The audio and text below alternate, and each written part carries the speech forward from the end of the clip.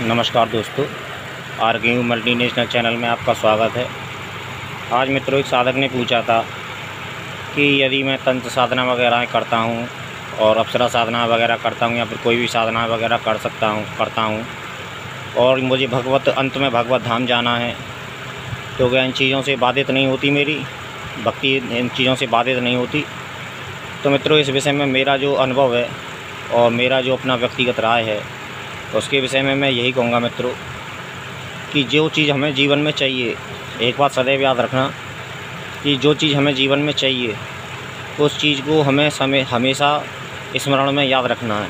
यदि हम ईश्वर को हमेशा अपने जहन में, अपने हृदय में, अपनी बुद्धि विवेक में बैठाए रखते हैं और हम जीवन भर गुरु मंत्र का जाप करते हैं और उसके बाद में जो समय बचता है, थोड़ा बहुत जो समय बचता है, उसमें हम तंत्र साधना वगैरह करते हैं या फिर कुछ और भी काम करते हैं। कुछ भी काम हो सकता है ऐसी कि हम काम वगैरह करते हैं, भगवान का भी नाम लेते हैं, तो क्या हम भगवत धाम नहीं जा सकते? इसमें इस चीज़ से कोई संबंध नहीं है मित्रों। काम का और राम का कोई संबंध नहीं है। राम नाम तो केवल एक है। यदि तुम जीवन भर स्मरण रखोगे और उसको हमेशा अपने दिमाग में रखोगे, अपने हृदय में प्रभु की भक्ति करोगे और अपने सीधे रास्ते चलोगे, तो उसमें भगवत धाम जाने में कोई दिक्कत नहीं है। फिर चाहे आप अप्सरा साधना करें या फिर जिन्न साधना करें या फिर भूत प्रेत साधना करें, ये तो एक अलग विषय है मित्रों कि हम क्या करते हैं और क्या नहीं करते। इस चीज़ के विषय में तो ये ज्ञान का आधार है और ये ज्ञान साधना से, ज्ञान यज्ञ से यह चीज़ प्राप्त होती है जो हर किसी को प्राप्त नहीं होती है। क्योंकि आदमी पहली सीढ़ी तो चढ़ना ही नहीं चाहता है।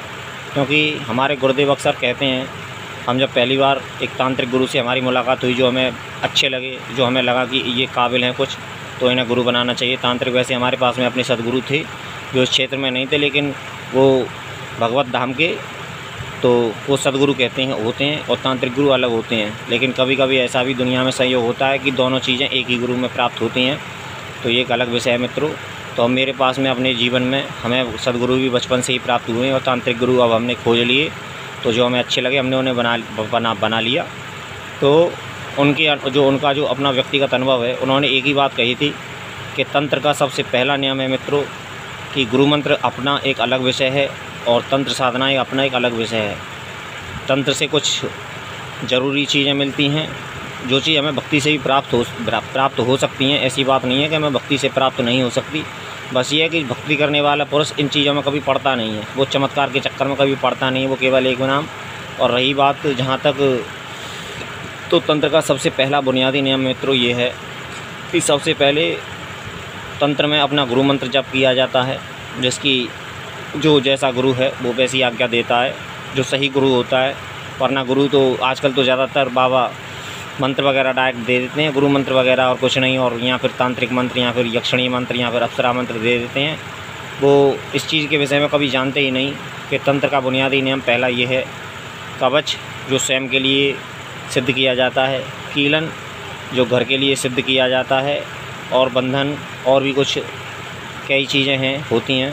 तो ये दोनों चीज़ें सबसे पहले तंत्र में सिद्ध की जाती हैं, तब उसके बाद में तंत्र साधनाओं में उतरा जाता है। लेकिन लोग बाग चक्कर में पड़ जाते हैं, वे तंत्र की कुछ पुस्तकें पढ़ते हैं या फिर सुनते हैं, कहीं पर यूट्यूब पर वीडियो वगैरह देखते हैं, तो वो एक ही बात सोचते हैं कि कहीं से वशीकरण मंत्र मिल जाए और किसी को आदमी को बस में कर लें, और या फिर कुछ ऐसी तंत्र क्रिया कर लें कि जिससे आदमी को मज़ा चखा सकें, या फिर कुछ ऐसी क्रिया मिल जाएं कि हम पर पैसे बरसने लगें। इन चीज़ों पे तो कोई जाता ही नहीं है कि भाई ठीक है, तंत्र में ऐसी चीज़ें होती हैं, वो आकर्षण का, उसका तंत्र का अपना एक आकर्षण है और व्यक्ति फंस भी खूब जाता है इसमें। क्योंकि हम भी इसी ज़मीन के प्राणी हूँ, मैं भी इसी ज़मीन का प्राणी हूँ, मैं भी फंस चुका हूँ इस जीवन में। लेकिन एक बात हमेशा सोचनी चाहिए मित्रों कि सोचने में, करने में और होने में बहुत फ़र्क होता है। सोचने में पैसा नहीं लगता है, तो सोचने को हम कुछ भी सोच सकते हैं, और लेकिन जब सोच के आधार पर हम चलते हैं या फिर मेहनत करते हैं तो हमें कष्ट महसूस होता है। और ज़्यादातर ऐसा भी होता है कि हमेशा ऐसा होता भी नहीं जैसा हम सोचते हैं। क्योंकि मेरा जो अपना व्यक्तिगत अनुभव है मित्रों, जैसा हम सोचते हैं वैसा तो कभी जीवन में होता ही नहीं।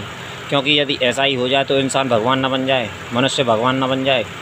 तो मित्रों, मैं यही कहूँगा कि भगवत नाम एक अलग विषय है। किसी साधक ने मुझसे आज पूछा था, सो मेरी उससे बात हुई थी, फ़ोन कॉल पे बात हुई थी, तो उसने पूछा था कि भाई ऐसे ऐसे हम साधना करना चाहते हैं और ये हमारा भगवत धाम खंडित तो नहीं होगा या फिर हमारी दिक्कत तो नहीं आएगी। तो मित्रों ये एक अलग चीज़ है, ऐसी कोई बात नहीं है, इससे कोई एक दूसरे की समानता नहीं है और एक दूसरे का कोई मिलन नहीं है। और जहाँ तक मैं अपनी वीडियो को विराम दे रहा हूँ मित्रों, ठीक है मित्रों, और फिर कभी धन्यवाद।